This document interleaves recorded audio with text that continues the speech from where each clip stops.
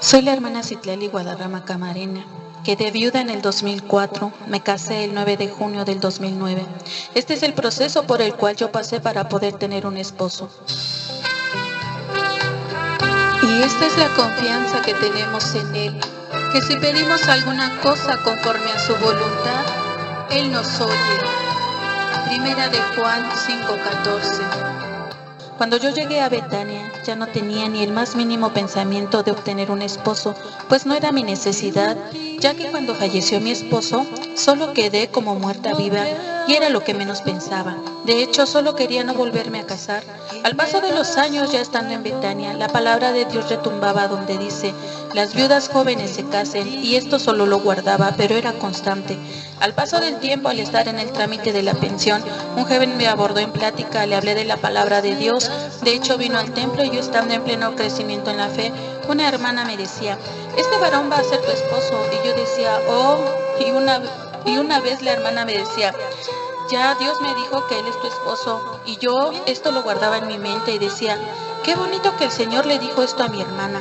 Pasó el tiempo y en las pláticas con este joven que salía, ya que ella tenía casa para mis hijas y para mí, que incluso no iba a oponerse para que yo viniese al templo, trataba muy bien a mis hijas, todo era perfecto, solo que él no era cristiano.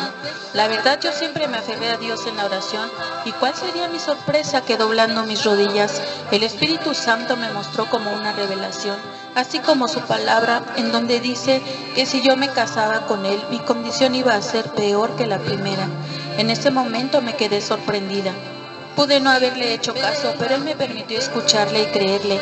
Y entonces le dije: Señor, entonces quítalo de mí y ayúdame en esto, hermoso Señor. El joven vino y me cortó a mí. Y yo entendía cómo Dios me respondía, porque yo se lo entregué en sus manos preciosas. Y aquí en esto vemos cómo nuestro enemigo en el mundo nos presenta todo perfecto para que nosotros salgamos afectados, porque no son de parte de Dios. Pero he aquí la importancia de estar sometido a la voluntad de Dios. Y yo siempre he palpado cómo Él guía mi vida, y así es. Todos nosotros necesitamos a Dios todo el tiempo. Pasó el tiempo y se presentaron más personas, pero esta vez porque los lugares donde íbamos a ministrar obtenían mi número telefónico y me contactaban. Yo ni los conocía y yo iba con mi hermano Davidito, el pastor de mi iglesia, y le decía: mire, hermano, así y así están pasando las cosas. Él me decía: ¿de qué iglesia son? Y después venía a mí y me decía: no, este tampoco es espiritual. Me decía: ¿sabes qué? No, porque no es espiritual. No, mejor espérate. Y yo la verdad lo tomé como papá espiritual y siempre le contesté: sí, hermanito Davidito, lo que usted me diga.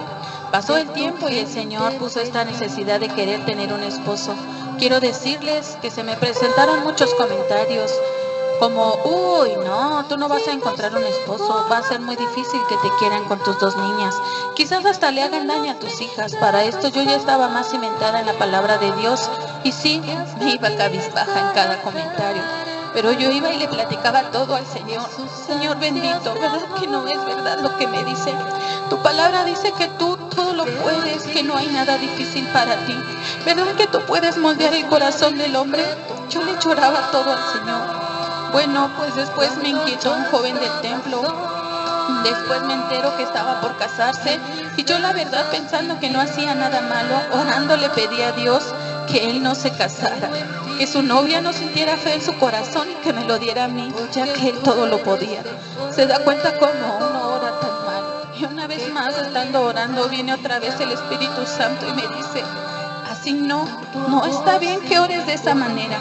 Quedé tan sorprendida y ahí le pedí perdón una vez más a mi Señor y le dije: Padre, te pido por favor que entonces quites de mí de tajo toda esta inquietud, y que al verlo, Padre, sea como si nunca hubiese pasado nada. Al siguiente culto nuestro Dios lo hizo una vez más en su poder, en su misericordia, como si nada hubiese pasado. Gloria a Dios. Entonces le dije al Señor: Padre, ahora te pido que no sea yo la que me dirija según yo en esto. Ahora te pido que seas tú el que tome el control de mi vida. Ahora te pido que tú dirijas, que yo espere en ti, en tu tiempo perfecto. Que prepares el corazón de aquel varón que si tú quieres vas a darme. Mi hermana me decía, va a ser muy difícil que tú encuentres un varón porque no quieres socializar, no platicas con nadie. Y yo le decía, no necesito socializar. El Señor si quiere darme un esposo, Él lo hará. ¿Cómo? No lo sé. ¿Cuándo? Tampoco. Y así enojar a mi hermana. Bueno, pues al paso del tiempo, el hermano Davidcito me dijo, hijita, que Dios me perdone, pero he pensado a Ulis para ti. Y yo le decía, ¿quién es ese hermano? ¿De qué templo es? Y él me decía, hijita, es de aquí del templo, es el hermano que perdió a su esposa. El hermano Davidcito, así me dijo, y yo le dije, no, hermano. Entonces, pasando el tiempo, el hermano Davidcito se paraba atrás de Ulises y me señalaba su cabeza de que él, y siempre decía, aquí está. Pero sabe, el Señor también me daba a través de todo este proceso en Isaías 54, el incomparable Dios de Israel, el incomparable Dios de Israel. Y son promesas hermosas que yo tomé para mi vida, porque ahí me decía cómo el Señor iba a restaurar toda mi vida. Bueno, se presentó una salida al campo y toda la iglesia fuimos a recrearnos, y al regreso hacia las casas, el hermano Davidcito y algunas de mis hermanas querían que me fuera con él en el transporte de Ulises, pero la verdad jamás lo permití, pues por falta de transporte.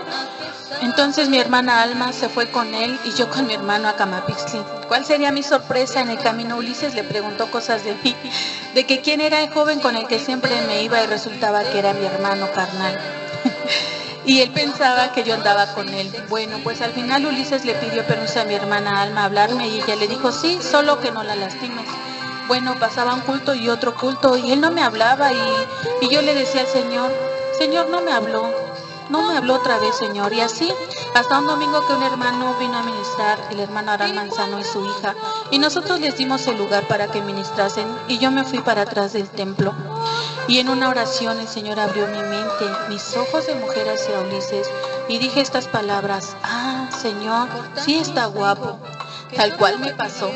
A la salida de ese culto, Ulises me abordó en plática y me dijo que lo orientara para ver cuál disco compraría. Y ya de ahí me dijo, hermana, no se enoja si la invito a tomar un café. Y yo, es que el lunes los jóvenes tienen reunión, martes los varones, miércoles la femenil, jueves culto general y viernes oración. Y fíjese que él por su parte también estaba en oración y dijo, Señor, si me contesta muy payaso, yo ya no quiero salir con ella. Y yo, hermanos, le contesté payaso. Pero en ese momento el Señor transformó mis labios y hizo que yo pronunciara estas palabras. Pero podemos el miércoles.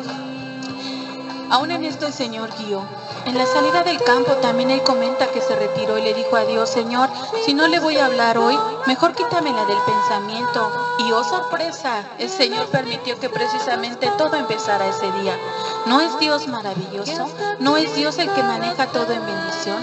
Solo hay que abandonarse totalmente a Él. Él no se equivoca, no es como se nos presenten las cosas, es en el sometimiento a Él. El hermano Davidcito, Dios lo usó de hermosa manera para bendición a mi vida. Agradezco a Dios por todo lo que me ha dado. Y así como Dios se ha mostrado, lo importante es tener la visión en Dios, tener la confianza en Él, para que todo sea en bendición. Si tú también te encuentras en alguna necesidad, que quizás ves todo lo contrario, no desmayes. Escucha al Señor, su palabra preciosa se cumple. Dios te bendiga. Con tu amor sin igual.